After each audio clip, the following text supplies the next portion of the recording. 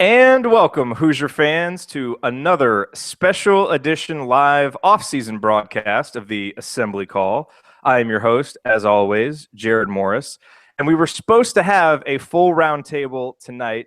As of right now, we only have one guest, but we are expecting Andy Bottoms to show up soon. Ryan Phillips may pop in a little bit later, but we are going to spend about the next hour talking about two of the most oft-discussed subjects over the past few weeks, which is number one, Indiana's addition of Max Bielfeldt as a graduate transfer, and number two, just how ridiculously stacked the Big Ten Conference looks like it's going to be next season. And we've brought in a special guest who's going to help us discuss this, Ed Feng from the Power Rank. He is a sports analytics expert.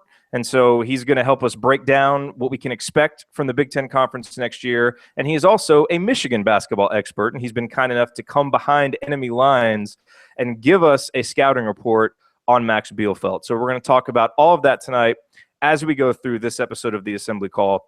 And I do want you to know that I know a lot of these episodes, these special edition episodes in the offseason, have been a little bit haphazard. Well, we're going to start standardizing that. And so we are going live tonight, Monday. We're going to start doing a new live special edition show for you during the offseason every other Monday. So you can start to count on that. We'll, of course, send you emails to let you know what time the show will start, who the guests will be, what the topics will be. And we're also going to continue doing our regular news roundups that Will has been doing at least every other week, if not more. And we have a special blog post series that we're going to be starting. We have an IU student who's going to be writing that for us.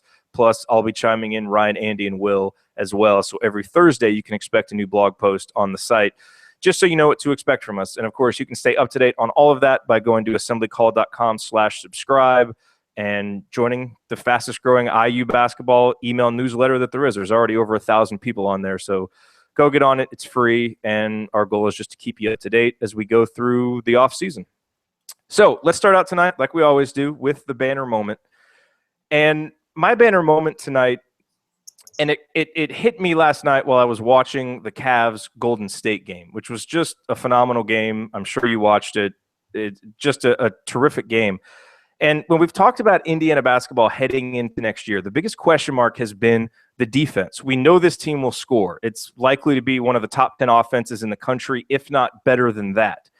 The question is going to be, can this Indiana team defend? This is a team that was below 200 in the KenPom defensive rankings last year, and we don't even need a number to tell us how atrocious it was because we all watched the games, and it was pitiful, and it was tough to watch, and it was terrible. And that's, you know, if you've listened to our last few episodes, you know we've been a little hesitant to buy completely into all the optimism for next year. Clearly, we're excited because this is a talented roster, but it's a lot of the same guys. And what leads us to believe that a roster filled with many of the same guys with a few additions can be that much better on defense? And as I watched the Cleveland Cavaliers last night, I thought about back to the early part of the season when this was one of the worst defensive teams in the NBA. I mean, they were not very good defensively at all. And granted, regular season NBA basketball is different from playoff basketball. And a big difference for the Cavs is that Kyrie Irving and Kevin Love, who are great offensive players but not great defensive players, aren't there. So it's changed the Cavs' identity a little bit. But what made me excited watching it is the mindset the Cavs have had. They realized they had to have a defensive identity, and when they did that, that attitude of defense, that defense-first attitude really carried through, and it's helped them come really close to winning game one and winning game two. And those of us who have played basketball know that, yes, athletic ability makes a big impact on defense, but more than that, it's attitude and want to and a defensive mentality. And this Indiana squad clearly has the athletic ability to be a good defensive team, but what was lacking was a cohesive plan and a commitment to that plan, both from the coaches and the players on the court, and just a defensive attitude. Well, we've seen that shift from Cleveland, and look at the impact that it's made. And so, you know, some recent quotes from Tom Crean that he made talking about how Yogi Ferrell, for instance, needs to work on being a first-team all-defensive team player, you know, focusing on that. And if that's the kind of mentality that can help be instilled in these guys as we go into next season and we get that defensive attitude, then maybe a team that was horrible on defense with many of the same players can improve. And we know that if they do, really the sky's the limit for this roster but it remains to be seen if they can. The Cavs have certainly done it, and extenuating circumstances have forced them to, losing two of their best offensive players. But for whatever reason, they found the defensive mentality, and it helped. And that's what we're all hoping that this Indiana team is going to be able to do as well. And if they do, then there is a real opportunity for hanging a banner next season, and we'll just have to see if we can. Well, look at that. Right on cue, it's Andy Bottoms. Mr. Bottoms, how are you? Let's just do a sound check live. Might as well. I'm doing well, I think, temporarily. So minor child issue, but other than that, we seem to be back on the straight and narrow. Well, good. We're glad to have you here, and you're just in time to deliver your Bottoms line if you have something ready to go. Is it about a particular topic or? Well, I tell you what, we have Ed here, and so we're going to be talking about Max Bielfeldt. We're going to be talking about the Big Ten. The first topic that we'll cover is Max Bielfeldt. So if you want to do your Bottoms line just on what you think the impact will be of Max Bielfeldt coming in, obviously he's going to help replace some of the depth that was lost when when Hunter and Devin Davis were dismissed. So if you want to chime in with your initial thoughts on what Bielfeldt's impact can be, that can be your Bottoms line. Yeah, I think he's going to be a good kind of glue guy. Will get thrown around, but one of the things we talked a lot about last year was not having a ton of guys who you knew what you were going to get from them on any given night. And I feel like he's a guy that comes in without the same level of expectations as a guy like Hunter, who, whenever he would come in, everybody's just waiting and hoping that he's going to become what everybody thought he was going to be. I just Bielfeldt's not a guy that's going to come in with those kinds of expectations, but I think he's going to be a solid, but likely not spectacular player off the bench, but somebody that will come in and do the little things, grab some rebounds, hopefully play a little defense, which this team is in desperate need of, and hopefully be a positive contributor in his year as a Hoosier. So now I want to go over to Ed and get your thoughts on Max Bielfeldt. But before that, I want to introduce you, Ed. And you and I got a chance to meet last month at Authority Rainmaker, the conference that we both attended, hosted by my company, Copy Blogger. And we really hit it off, talking basketball, talking analytics. And so I'm really excited that you are here. If you would, maybe just introduce yourself to the audience and let everybody know where they can get more from you. Because I will say, I'm a subscriber to your email list. And just in the first 5 or 6 emails that I've gotten since we met, it's already made me a smarter sports fan just reading what you write. So, Jared, thanks. First of all, thanks for having me on. It's an honor to be on here. My name's Ed. You can find me at thepowerrank.com. And this all started when I have an academic background, and I started applying some ideas to sports, and in particular how to rank teams. And this started in 2008, and I did some NFL rankings and sent an off an email to my friends, and people liked it. It was kind of like the ultimate lean startup idea. Just get something done in a week, and people liked it. And so I've been kind of progressing since then. And on my site, we do a lot of college football, we do a lot of college basketball, in particular March Madness, and it's not only rankings. It's also predictions, so we have predictions for every game of college basketball, Major League Baseball, college football, NFL as well. There's a lot of people interested in that, mostly gamblers, but also other people as well. And yeah, that's what we do over at the Power Rank.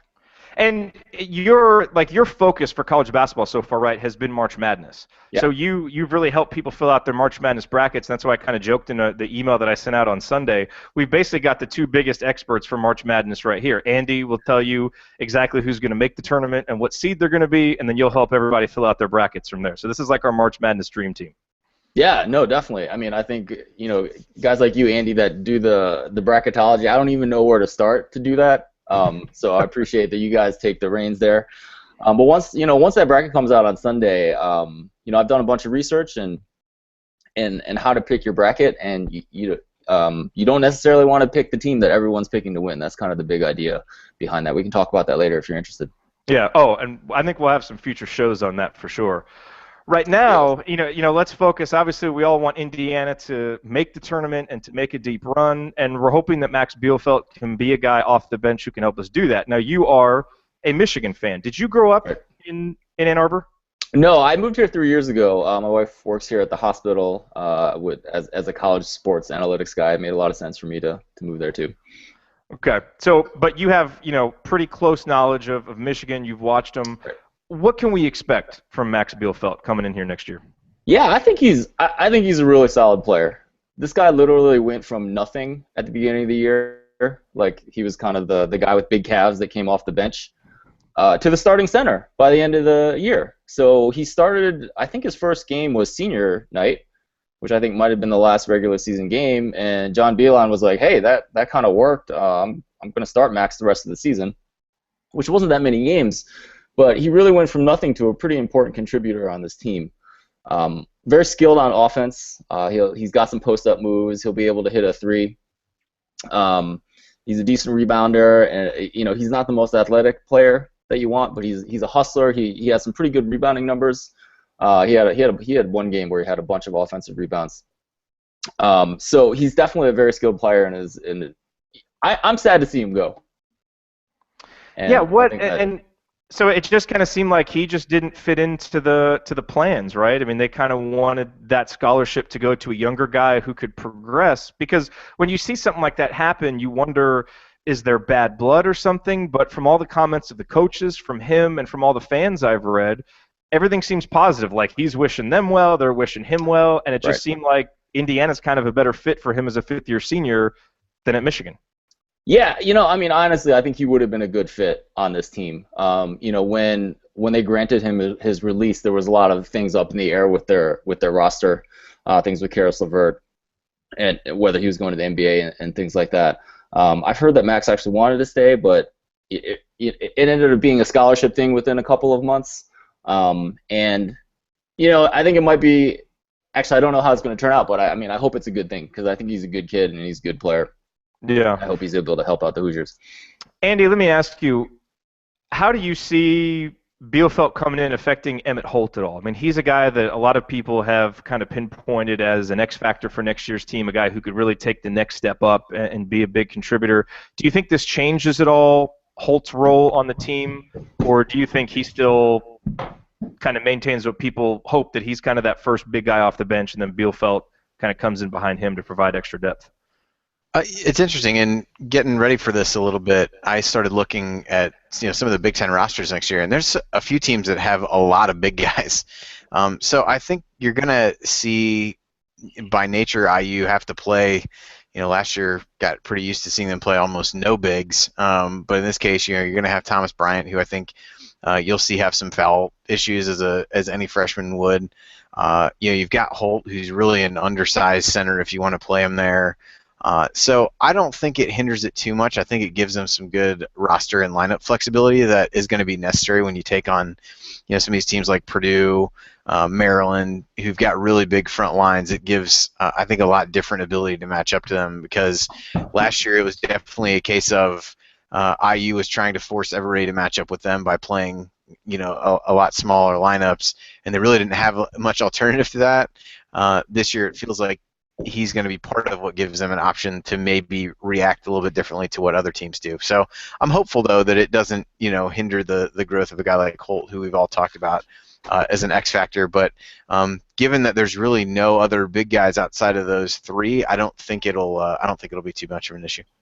Hey, tell me if I'm crazy, because I may be, but as I was watching the Cavs Warriors games these last two nights, and watching Tristan Thompson and what he does for the Cavs, which is not score very much, but be just a rebounder, a tough defensive player, a good cog, but not really any type of offensive creator. That seems like a really good role for Emmett Holt. And we saw him last year be pretty effective at scoring down low. He had a good effective field goal percentage. Is that the kind of role you see him filling, something like that? I think so. I mean, just those kind of garbage points, garbage baskets, putbacks, things like that, where that's pretty much how Tristan Thompson scores all his points, other than when he's getting fouled at the end of the game because he can't shoot free throws.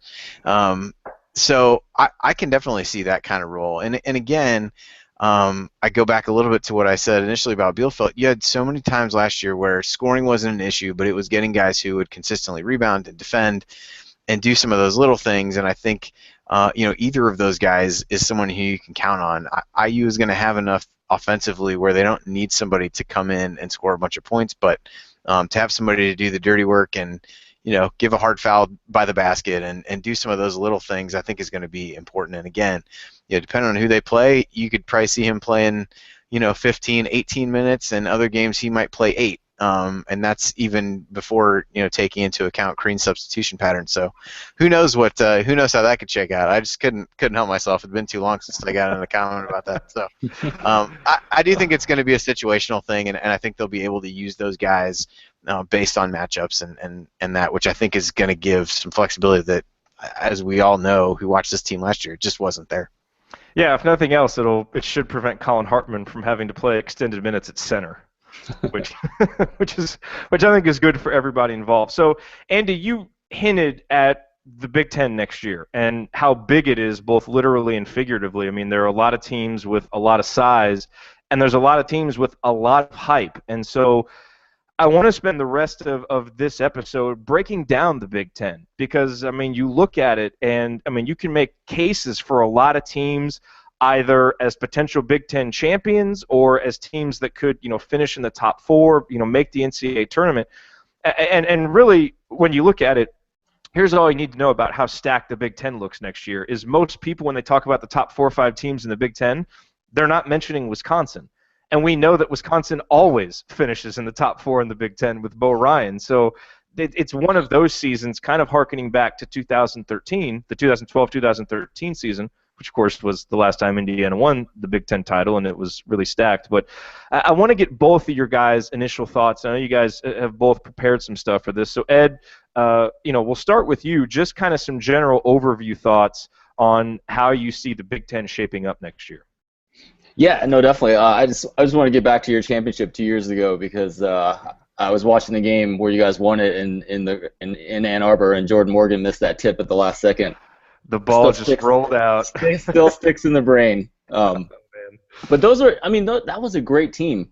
And maybe I should, first start out with Indiana because as bad as the defense was last year, it's not like Crean always has bad defensive teams. That team 2 years ago was pretty good in defensive efficiency, and so that was the thing that I really looked for was like, if a coach is always going to have bad defensive teams, then okay, well, how much is that going to get better? But that doesn't really seem to be the case at all with this Indiana team, and that's why I have, I think they're going to be pretty good with everything coming back. Look at that. Ryan's not here, but you're making his points for him. I'm sure he appreciates it if he's listening to this. Excellent. I did my rankings in a couple different ways. I looked at some rankings that I have from last year. So I look at efficiency adjusted for strength of schedule. So this is very similar to what Ken Pomeroy does. I have my own algorithms for doing it, but the idea is the same. You take offense, defensive efficiency, and you adjust for strength of schedule. I also did a second ranking in which I looked at just how a team did over the last 4 years. And I developed a little regression model to weight each of those years in the appropriate way. And so that was a kind of a second way. And then the third way was I looked at both of them and said, oh, well, this is crap, because I know there's a bunch of subjective factors that you must account for in making these kind of preseason rankings, and I applied those subjective factors. What kind of subjective factors? Like someone for you who studies analytics and trusts numbers, what subjective factors are important enough for you to say, okay, this outweighs what the numbers are telling me? Yeah, I mean, for one, just the defense in Indiana, right? I mean, I think that's a good example of where I looked at both numbers and kind of subjective factors in the sense that, they have had a good defense before. And so last year may have been an aberration in that case. Another example, I mean, Wisconsin was clearly my top-ranked team in the Big Ten last year. In my little 4-year regression model I've been telling you about, they came up to the top team. They're not the top team because they just had a lot of guys leave with Kaminsky and Decker. I think I still have them higher than a lot of people do, so we can talk about that in a little bit. But obviously returning starters is a huge one. One of the things I looked at was program strength. So how does this program do over the last 10 years? And I had a little blog post I did during the tournament where I ranked programs over the course of the last 10 years. And so this was kind of a compromise for me because a lot of people like to say, oh, well, it's all about winning championships. And, for me as a numbers guy, it's not all about winning championships. It's, how well can you sustain that performance, right? Is UConn the best program because they won 2 years ago? Well, no, they didn't even make the tournament last year. But I also don't want to be a nerd here and be like, well, I'm just going to give you my best team over there. I'm just going to average people's ratings over the last 10 years, and that's what the best team is. So my compromise was I looked at how many times a team made the Sweet 16 over the last 10 years. So that, if you're in that second week of the tournament, you're one of the top 16 teams in the nation. If you do that consistently, we'll call you a good program. And Michigan State actually ended up being the top program in the country by that metric. They've made 7 of the last 10 Sweet 16s. And then in the Big Ten, the next 2 programs are Wisconsin and Ohio State. They both made half of the last 10 Sweet 16s. And then Michigan and Indiana are behind that. They've both made 2 kind of in the recent past. And I actually see a lot of similarities between the programs. Both kind of had a little bit of a down year last year. Both had amazing NBA level talent a couple years ago when the Big Ten was truly stacked. Made some good runs deep in the tournament. And so 2 coaches that have had their ups and downs, 2 coaches that I think both the fan bases believe will have good programs, but they need to prove it more in the long run and not just over a 2 or 3 year stretch. Okay, and so that's a great overview, and we'll dive into some of the nitty-gritty here in a second. Andy, what about you? As you kind of look at the Big Ten and look at all the there's a lot of people leaving, but there's a lot of new talent coming in too. How do you see it shaping up? Yeah, it's pretty interesting. I just looked at a few different really power rankings from the sites that I could find today that had put them out, and it seems like you start to see some delineation into a few different tiers of this. So I'll be curious to see how this correlates with Ed's rankings. But you've got Maryland, who seems to be kind of a consensus top pick with what they've got coming back, and then to me, you've got IU, Michigan State, Purdue, kind of in that next group there, where your question on IU is, can the defense improve to be even mediocre level? Michigan State, I think they've got really good top-end talent, but there's not a ton of depth. Purdue, got questions at point guard, but those rosters more solid than not. And then you get into the Wisconsin, Michigan, I guess Ohio State group, where Wisconsin, nothing about them other than their track record suggests they should be anywhere near the top 4. When you look at, they really have Bronson Koenig and Nigel Hayes back, and that's pretty much it. But to your point, Ed, you have to give that track record some credence, and it's not an accident that Bo Ryan's never finished out of the top 4 in the Big Ten. So, they'll be right there. Michigan, I think, has a lot of talent. They're one of the teams we talk about, these teams that have tons of big guys. They're the opposite of that. They've got a lot of wing players, which is kind of how Beeline likes it. So, can they get somebody to give them some good minutes up front and be the stretch 4 that they always like to have? So, there and there, Ohio State had a lot of turnover with D'Angelo Russell. They got some other talented guys coming in. They're typically, again, kind of track record based. Mata's going to have them being pretty competitive. And then you got kind of like Iowa, Illinois, Northwestern, to me, is in this next kind of wild card group. If you believe in returning starters, Iowa should be good because they got 4 back. But I think there's some other questions there. Illinois had a decent amount of roster turnover. I don't know that anybody knows quite what to think of, John Gross coach teams. And Northwestern, I think, will be pretty interesting with Collins there. And they've got a lot of guys back, and they started to make some strides last year. And then you've got everybody else. So, I think they've got these like pockets of 3 teams where they, seem to be, maybe you can draw those 3 out of a hat. And it should be good because you're going to have some teams that there are those big guys, but you've got your Michigans who are going to play a little bit smaller. Wisconsin, I think, by nature of who they have back, they're not going to have a ton of size inside like they did with Kaminsky and Hayes and Decker. So you're going to have, it's going to be a good mix. That's why in some ways, I like some of the roster options that IU has because they can match up with different styles of play. So I don't know if I'm trying to talk myself into liking this team more than I want to, or what the case may be. But I do think there's some flexibility there where a number of teams, you have a pretty good idea of what they want to do. IU feels like they could go one of 2 ways, and again, if we know Crean, we'll probably go one of 4 ways over the course of a 10-minute stretch in the game.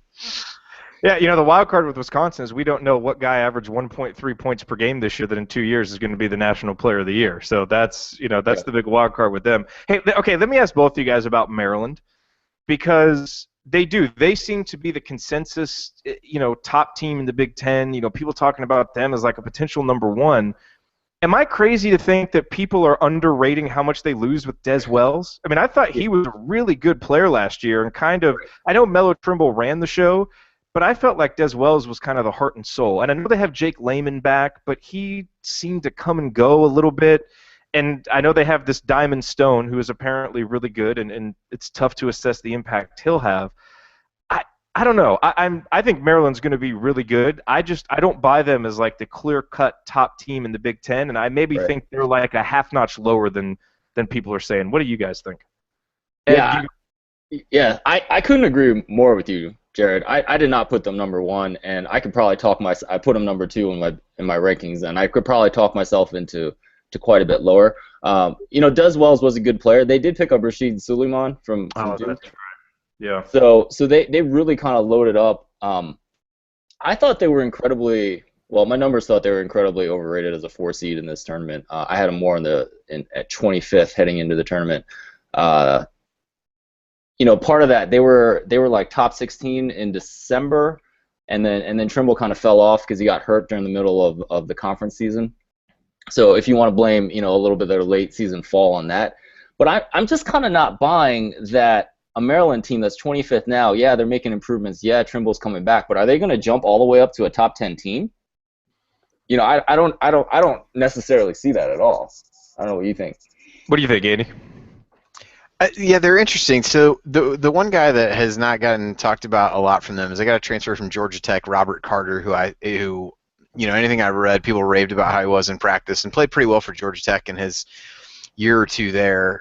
So I think he gives them a really strong front line. If they want to play big and play Layman at the 3, I think that's intriguing. To me, the big question is shooting guard. They had a lot of luck with I guess what you'll call a reclamation project in Des Wells, with the way he left Xavier and kind of the circumstances there.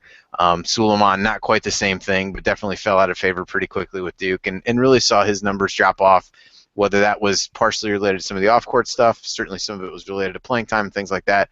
If they get the guy that he looked like he was going to be his freshman year at Duke, then I think those, they feel pretty good about it. If they don't, then I think it becomes a lot of questions of who you've really got besides Trimble in the backcourt. They've got, I forget what these, Deion Wiley and Jared Nickens, they both played minutes last year, but they weren't great by any means. So I think Suleiman's a pretty big key for them because if he plays well, then that really gives them a really strong starting 5 with those guys, and they become pretty tough. But I would agree. I mean, they were really good in close games last year. There were some games that, by all accounts, you would watch and you had no idea how they ended up winning the game. So there's a luck element there that I think was a factor, but they do have at least a few sure things, and everything you hear about Stone would suggest that he's going to be really strong out of the gate. But we've also seen, freshman big guys come in and struggle as well. So I guess,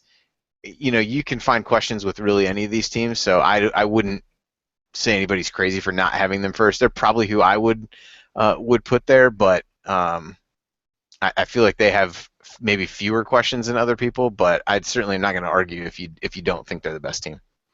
Well, I want to break down Indiana in just a second because obviously this is an Indiana show, but we have a listener question, so I want to get to that one. And this is our buddy Trenton at DropZone56 on Twitter, and unless it's about Purdue, we're not answering any Purdue questions. I mean, no. I'm all for listener questions, but that's ridiculous. Right, no Purdue questions on the show. All right, I'm glad you screened it. I just want to make sure. I did. There's actually a question about Northwestern, and so he wants to know if you guys have thoughts on Northwestern. He worries about them getting some talent and spoiling.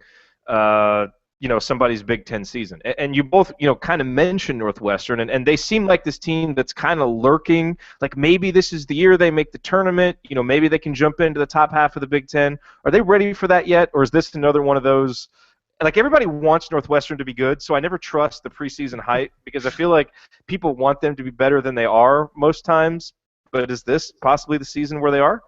Ed? I mean, when's the last time they made the tournament? I mean, did they recruit someone that I missed or something? I'm not buying anything about Northwestern. I mean, I kind of vaulted them ahead of Nebraska, but I have them in the bottom 3 on my list. I mean, I just don't see anything that makes me suggest that they're. I mean, to even be in the tournament, you're really talking about being in the top 7, top 6 for sure. If you want to be sure, that looks like a stretch with the talent level that they have. Andy, what do you think about the Wildcats?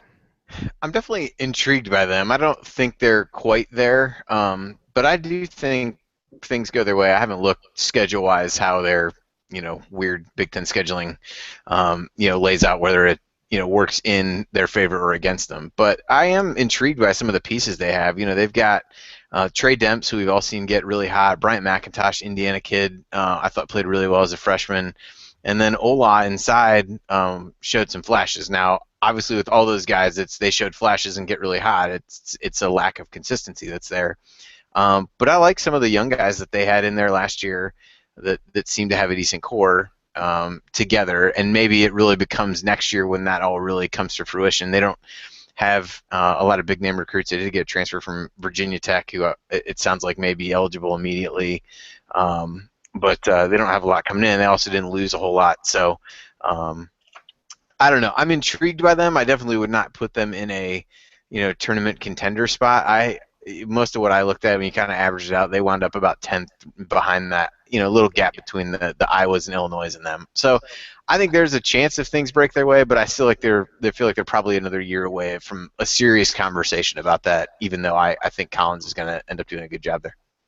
Hey, I'm going to tweet out a link. Andy, you mentioned something really important, how the unbalanced schedule is going to affect things. I'm going to tweet out a link here in just a second from Inside the Hall, because they actually broke down, they ranked the schedule difficulty of the projected top half of the league. And so just based on their rankings in terms of schedule difficulty from most difficult to least difficult, they had Maryland as the most difficult, because Maryland, they play home and aways against Michigan, Northwestern, Ohio State, Purdue, and Wisconsin.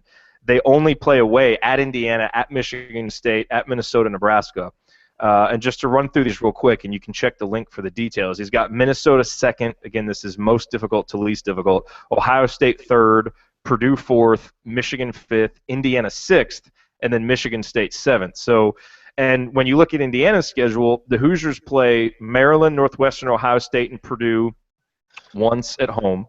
Michigan, Michigan State, Penn State, and Rutgers once away, and then home and aways against Illinois, Iowa, Minnesota, Nebraska, and Wisconsin. So it's tough to know preseason because you don't quite know how good teams are going to be, but at least just looking at it from that sense, it looks like the Hoosiers might have something of a favorable schedule.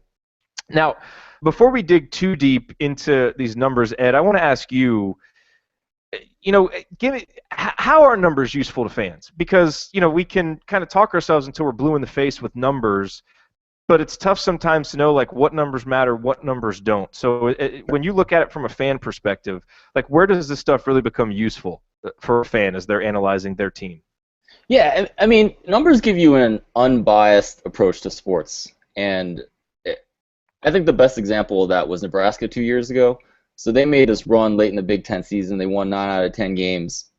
And I heard people talking about a Sweet 16, maybe a Final Four team. And these were Michigan people.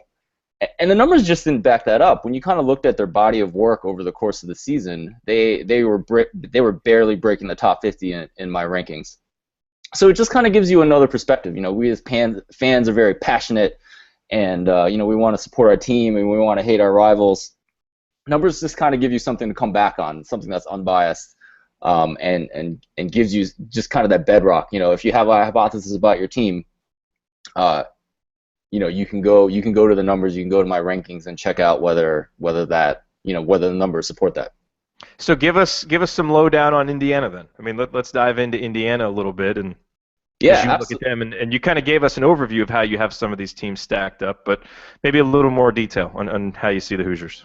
Yeah, absolutely. I mean, they were sixth in just last year of my rankings. I expect them to go up. I love Yogi Ferrell. I'm not really supposed to, but I love that guy as a player. He just destroyed Michigan 2 years ago in that game in an Assembly Hall, and I just think he's a heck of a player. And he's been there, and for you guys to have him coming back, and maybe if it's not going to be Crean that's going to get these guys to play defense, maybe it's Ferrell.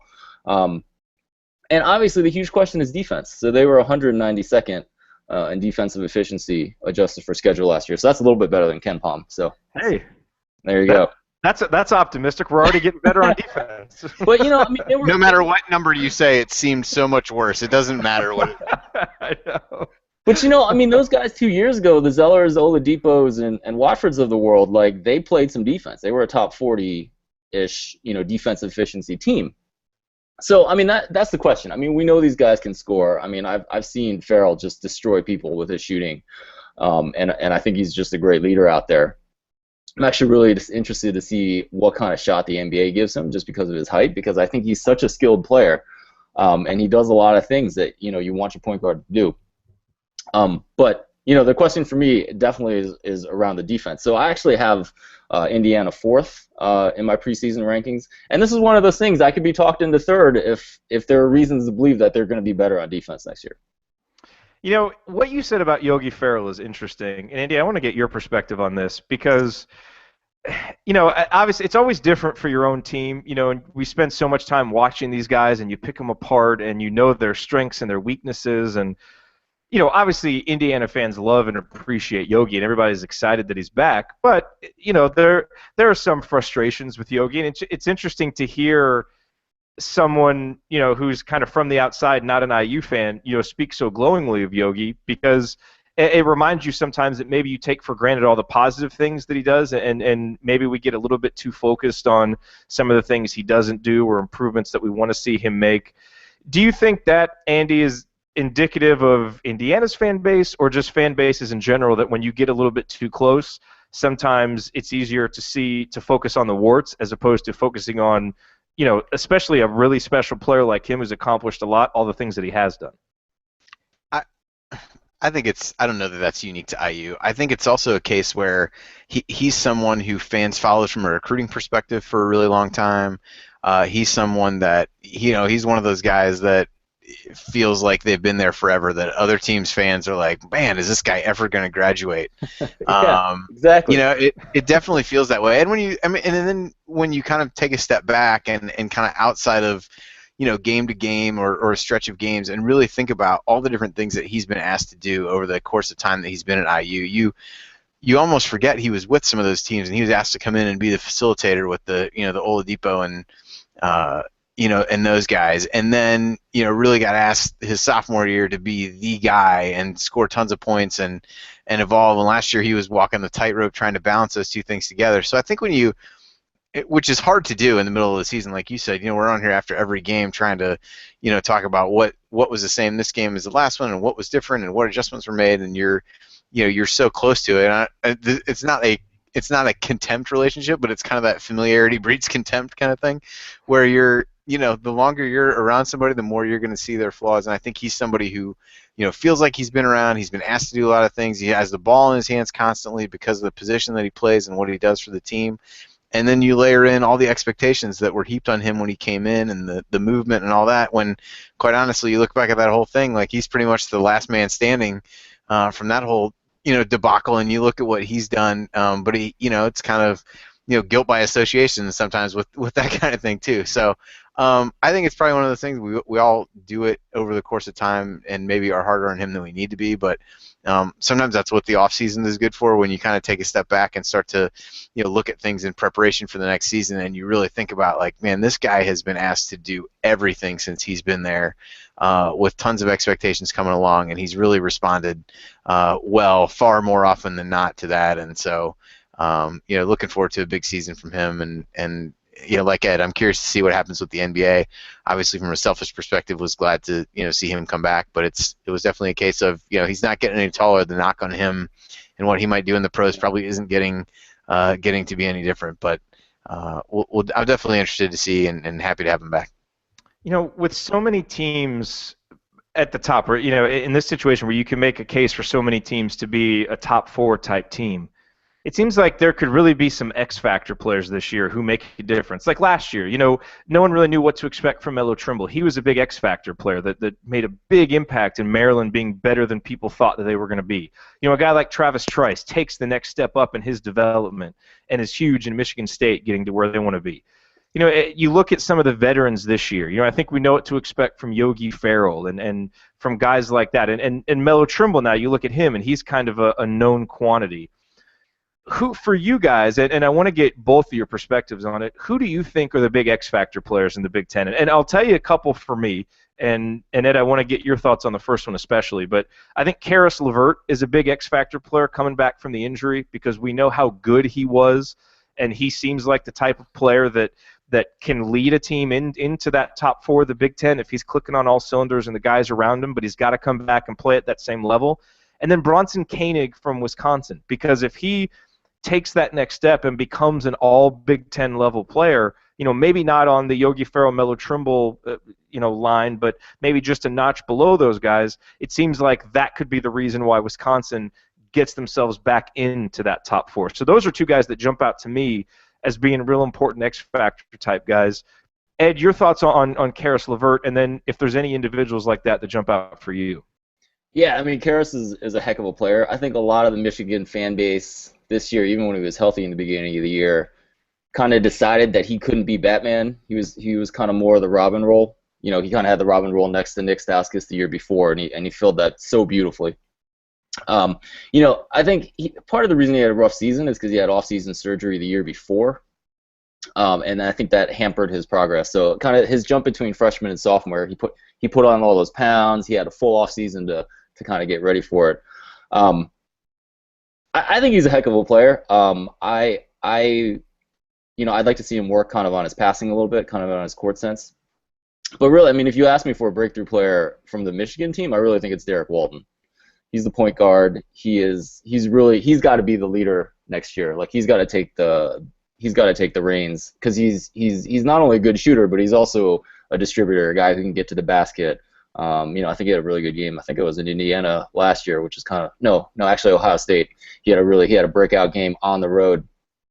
For me, he's a definite a guy that can do that. And you mentioned Koenig. I mean, we'll talk a little bit more about the rankings. I actually have Wisconsin slightly ahead of Indiana at 3rd in my preseason rankings, and part of that is I think Koenig and Hayes are 2 of the best players in the Big Ten. And you guys you stole my thunder a little bit about Bo Ryan's never finished worse than 4th as an entire time. But he's got those 2 players, and he's got to fill some pieces around that. But I think he's a guy that can kind of get that done. I mean, I think Koenig's great. He's not like a surprise player in any way. But no, not a surprise, but a guy that would need to take the next step up. Because I mean, right. Like Koenig is a really good player, and when he takes a big shot, I almost always feel like it's going in. But there's a difference between being kind of that 4th or 5th option and then having the pressure every single game, and so and that's where you wonder. I mean, I believe in him. I think Wisconsin's a top 4 team, and one of the big reasons why is Koenig. So I think you're right. And I mean, look, there have been many frustrated plaudits tossed around for Bo Ryan on this show because he's just so damn good, and because Wisconsin has owned Indiana for many, many years. So any Bo Ryan stat has been said on the show many, many times. So well, he's owned Michigan too. That's why last year he's owned everybody. So yeah. Andy, what about for you? What individual players from around the conference jump out as guys that could really make a big impact on their team going one way or the other? Yeah, I'm just kind of looking at some of these top teams. So I think Suleiman is that guy for Maryland, so I talked about him earlier. Michigan State, I think Lou Rawls' Tum Tum Nairn is a big one for them. They've got Aaron Harris coming in, so another Indiana kid transfer from West Virginia. I think is going to really help them scoring. And Nairn is not a guy that showed he could shoot the ball really well last year, but they need that strong point guard that Trice was able to give them. Nairn really came on toward the end of the year, but that again doesn't appear to be a particularly deep team in terms of a lot of guys. You know what you're going to get. Obviously Denzel Valentine's really good, and Harris, as I talked about. But I think he'll be a real challenge for him to steady them at the point guard spot. Sticking with point guards, I think Purdue, they've got second year in a row going the transfer route to get somebody to play point guard. So they got a guy named Johnny Hill coming in from UT Arlington. That's a pretty big step up in competition for whatever people might say about the Big Ten, from UT Arlington to the Big Ten, and he's going to be counted on because they really don't have a ton of options at point guard. So got to have somebody that can get the ball to all those big guys. So I think he's going to be an X factor for them. And then, I think some of the guys you mentioned on Wisconsin and Michigan are good. I think Walton is one, definitely for Michigan. You see, another guy for them is Ricky Doyle. So again, kind of talking about they got to find somebody to play minutes inside. He showed some flashes as a freshman. We'll see what he, could put together in a sophomore season. But I think he's another guy on that team that I would look at. And Wisconsin, just figure out obscure player X who redshirted the year before. I wrote down a name, Ethan Happ, here, that I think I had heard was a redshirt guy from them that that they thought would step in and play minutes for them. So if I'm right and he ends up doing something, or 2 years from now ends up being the Big Ten Player of the Year, I wish to look back on this tape and know that I at least echoed his name. If he does not, I will pretend this never happened and it was a typo on my computer. You just broke your own rule talking about Purdue. Well, I know, but we can't take questions about it. I mean, we have to speak about them as another team in the conference. But Right. yeah, I just wanted to make sure those questions weren't getting their way to the top of the list. That was my main concern. Okay, well, let's speak about them real quick, because I think it's going to be a fascinating matchup when Indiana and Purdue play, because it seems like the contrast of styles has almost gotten, well, I guess it hasn't gotten more stark, because at least Indiana now has a center in Thomas Bryant, but Purdue, of course, added Caleb Swanigan, and now they've got this three-headed monster down low that they can't possibly play together, but it clearly gives them good depth, but it's going to be interesting to see how it works out, because they've got to have the point guard to make it all fit, and that's an unknown. But Ed, what are your thoughts on the Boilermakers? Because as soon as Swanigan came, everybody's kind of penciled them in as a top Big Ten contender. I'm not necessarily seeing it, but the potential certainly seems to be there. Yeah, I mean, I think they're a really interesting team. I mean, even last year, I don't understand why they didn't play Hammond and Haas. Is that the other? Isaac Haas.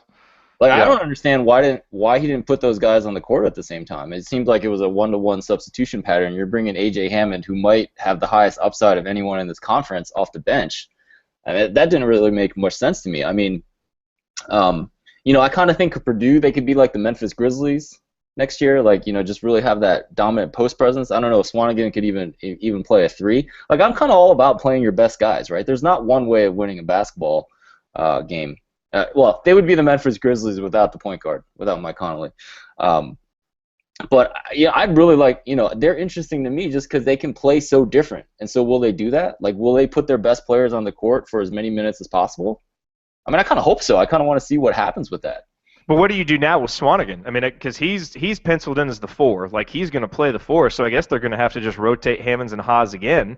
I mean, I guess maybe they put those guys in. Yeah, I guess when Swanigan has to go to the bench.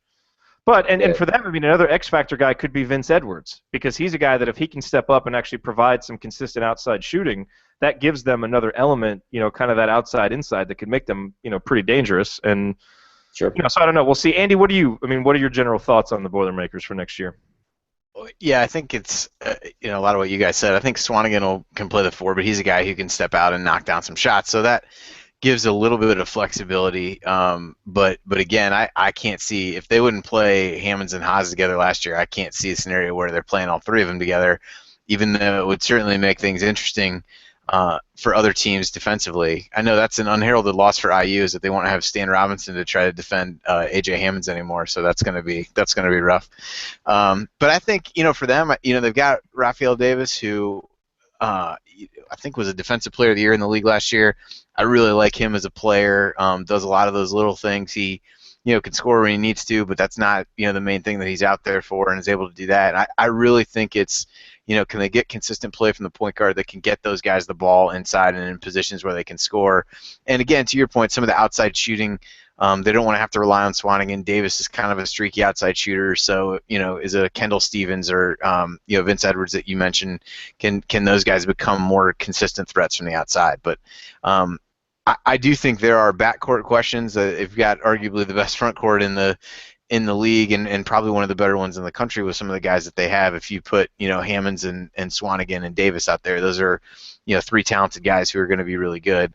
But the backcourt, I think there's a lot of consistency factors to be there, and maybe it's just a thought of take some shots, get it up on the rim, and see if you let those guys go get it, which probably isn't a terrible strategy given what they should be able to do. But I think they'll be really good. But my questions for them are definitely in the backcourt and whether they can find guys to be consistent there, both from a shooting perspective and from a turnover perspective, which they had some issues with last year.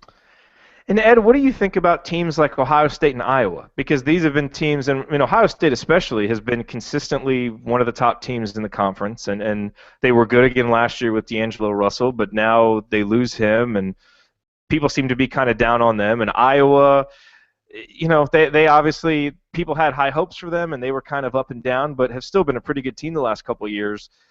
Are they teams that you could see jumping up from those 7 or 8 spots where people have them into the top 4, or are they such a clear talent level? Is there such a clear talent level difference between them and the top teams that it's going to be hard for them to make that jump up?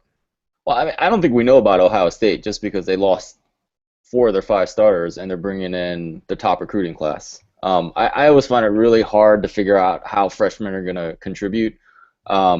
But they did have the top recruiting class in the Big Ten, so maybe it's one of those things where they kind of figure it out for the first 20 games, and then they become, they become a pretty good team towards the end of the season.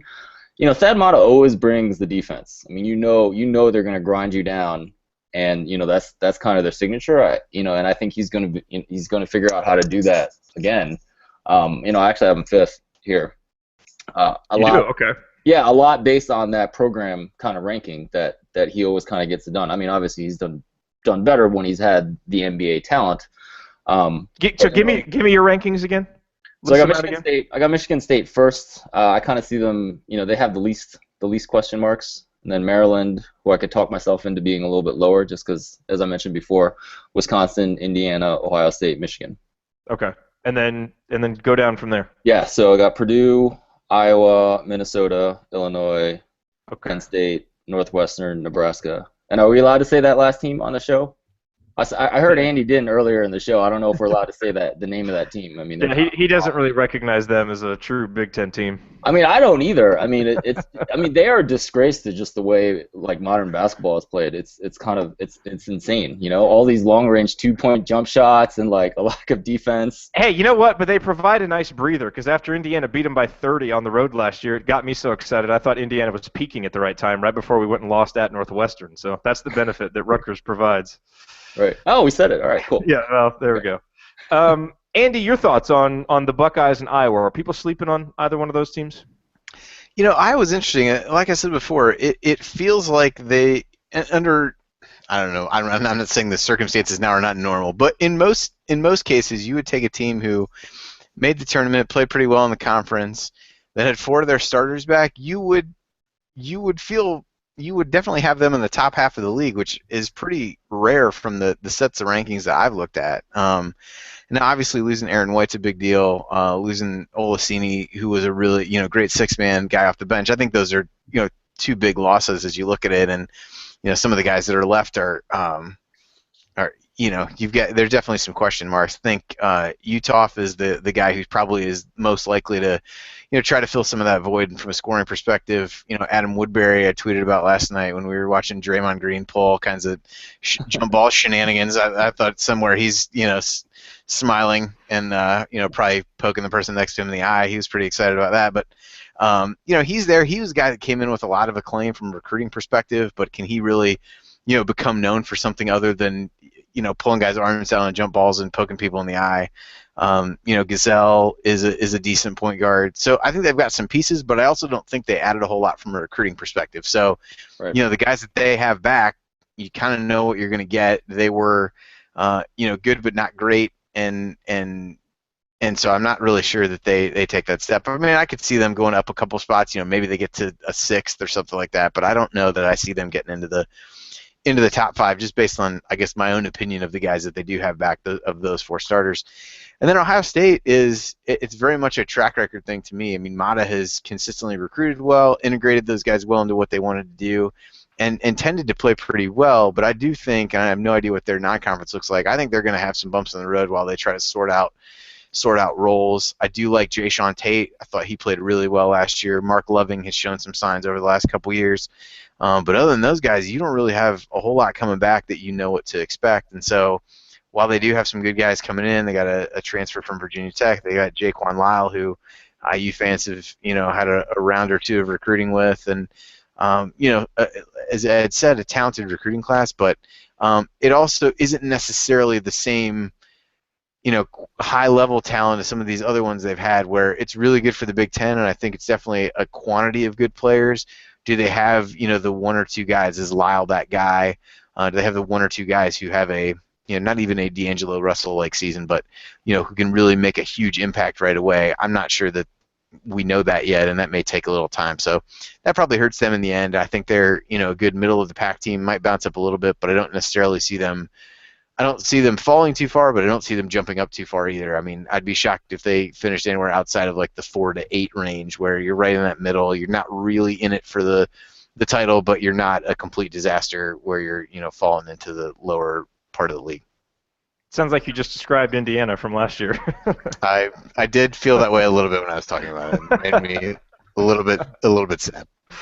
So, all right, we've got a few minutes left, and so let's prepare some kind of final thoughts, some final overview thoughts on the conference. But before we go there, let's get down to brass tacks here. So, Ed, I know you have your rankings, but if you had to put your mortgage, if you had to put your last $1,000 on one team to win the conference, who are you going with? Are you putting it on Michigan State, or is there, some other team that's just kind of calling out to you that your gut is telling you is going to win?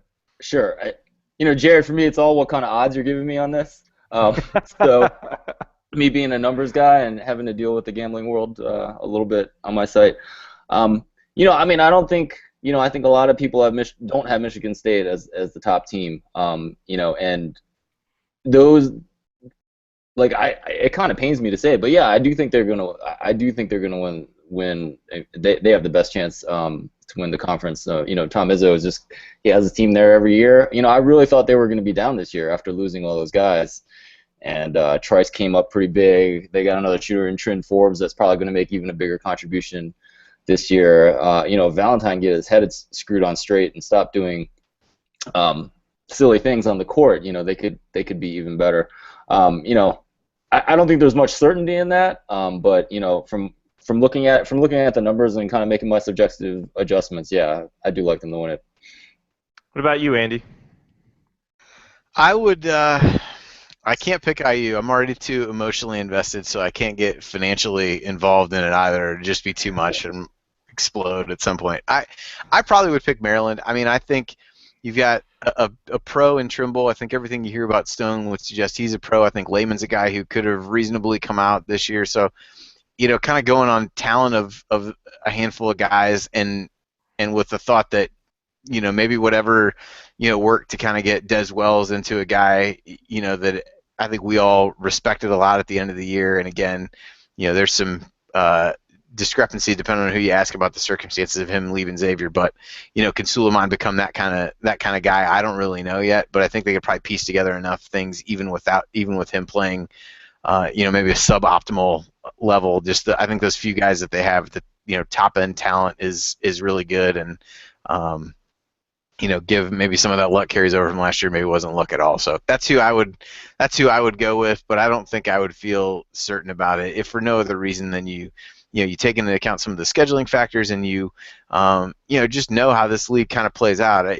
Last year was a bit of an aberration, although Wisconsin was the favorite coming in, had a really favorable schedule, and I don't think there was any way that that was one I would have been sure of and probably would have actually bet something on.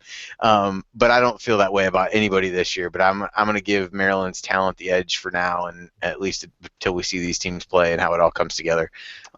Because that might be where it starts to get into a case of Michigan State, where you do have a handful of guys back that that core that they built up is going to be enough. And maybe Bo Ryan pulls another rabbit out of the hat and comes up with a few guys we've never heard of to do things. But I guess for now I'll go with Maryland and kind of go the safe play, or at least the consensus pick. How much would it change the tone and tenor of the show if all three of us had our mortgages bet on Indiana? Like, how positive do you think we could stay after frustrating losses? We already have to watch the games and come talk for an hour. I can't even imagine. They'd probably be Korean would have some kind of restraining order against me. It would be my guess. I would be really fat from all the food I would be eating to calm my stress. Yes. Well, look, I think it's quite clear who's going to win the Big Ten next year, and it's the Hoosiers. And I say that, and here's why I say that, because I think Indiana is clearly the best offensive team in the conference heading into next year. And you've got your senior point guard who's back. You've got three guys back who, we're trying to decide between leaving, should they stay, should they go. They're back for a purpose. And then you add Thomas Bryant to that mix, And I think it gives Indiana such a complete starting five, and then a really good bench with guys like Hartman and Holt that I think, and Bielfeldt, like we talked about at the beginning, and Zeisloft, you can't forget about him, that I think it will really allow guys to actually define their roles, which on good, clean teams, that's what happens. And if Indiana can just play adequate defense, then I think the offense will help carry them. So to me, if I was betting, I'd be picking Indiana first, and I'd pick Wisconsin second, because I do think, Ed, like you said, I think people are underrating how good Bronson Koenig and Nigel Hayes are, because there's a chance those are two of the 10 best players in the conference. There really is. And when you have two of the 10 best players in the conference, and frankly, I think Indiana does too with Yogi and Troy, and then I think you've got guys like James Blackman Jr. and Thomas Bryant that could get in that mix. So, I think, to me, I like those two teams, but look, that's 4 different teams that we've all cited, and there's probably a couple others that cases could be made for. They'll all be in the top 25, and it's going to be a wonderful season that unbalanced scheduling is probably going to determine who the champion is. So we can all feel real good about that. But at least there's a tournament at the end, so we can kind of play it out and see who does it. So with that said, let's go around the horn. Let's get some final thoughts, and then we'll wrap it up. Andy, we will start with you. Final thoughts on the Big Ten Conference, Max Bielfeldt, Mark Cuban, Cincinnati Bengals, whatever you feel like riffing about. Boy, it's tough to pick just one of those. That's a motley crew of topics there. Now, I really am looking forward to the season. It's funny, I tweeted this out. It's June, so obviously we're talking about Big Ten basketball, but I will say, looking some of this stuff up over the last couple of days and getting ready for the show tonight does kind of get you excited about it. Should be a really interesting season. There's a lot of good players.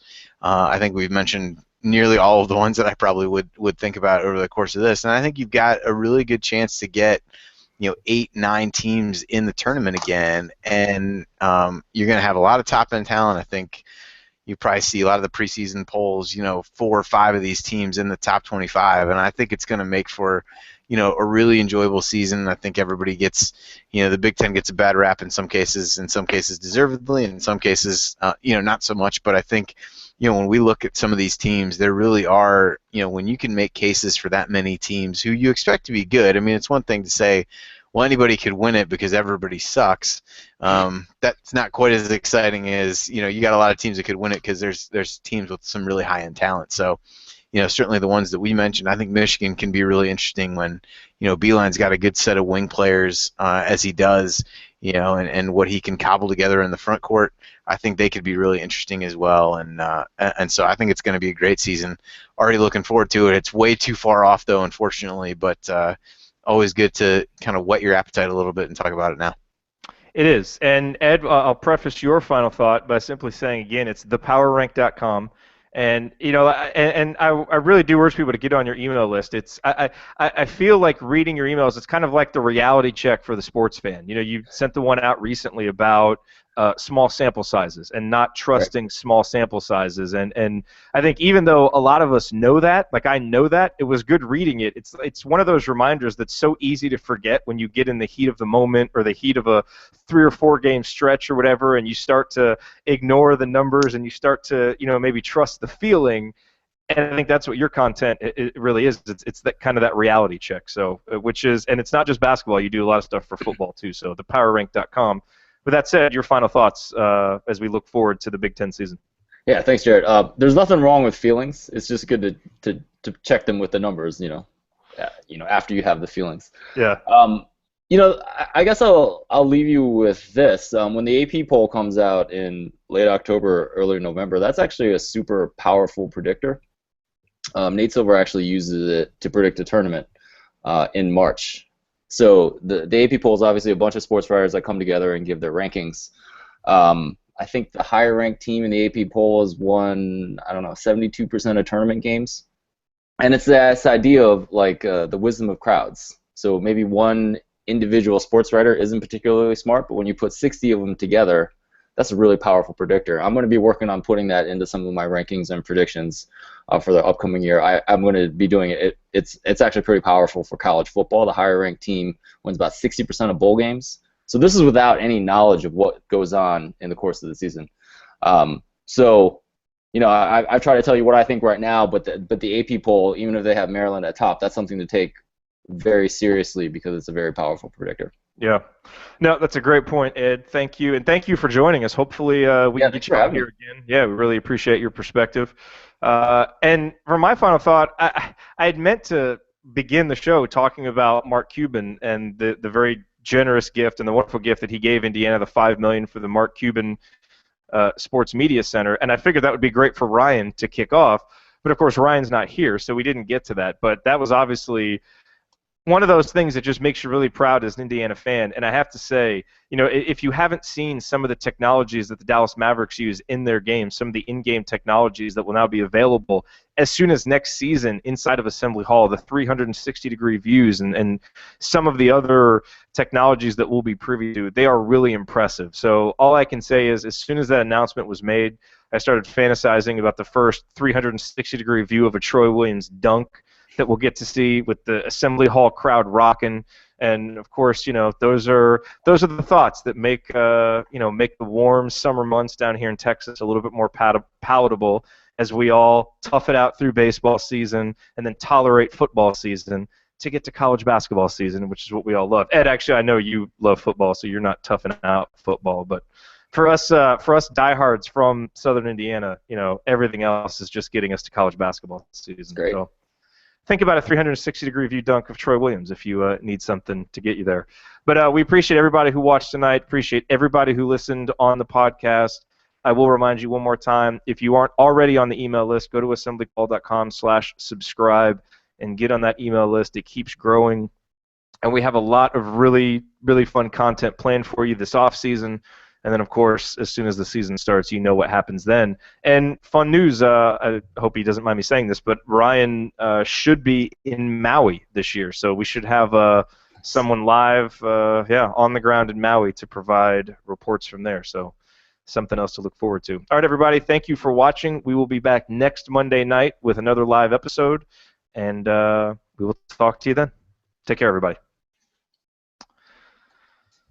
All right, now something, just so you guys know we're still live, something's like messed up on my computer and my mouse won't do anything. So I can't actually stop the broadcast. So everybody is still watching us. Thanks for the warning. This is usually the part where I berate you about stuff that happened during the show. Thank God. Yeah. I know. I just thought so no one says anything. Off about Michigan. I mean, right.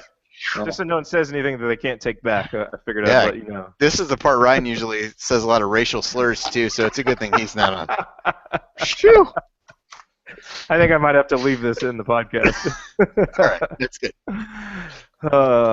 Awesome. Ed, man, this was awesome. Thanks for coming on. Hey, thank you so much. Andy, it was nice meeting you. Hey, you too, man. Yep. For sure. Let's hopefully we can do this again. Sounds good. Thanks. All right, sounds good. All right, fellas. Have a good night. All right, you too, man. I'll talk to you later. Talk to you later.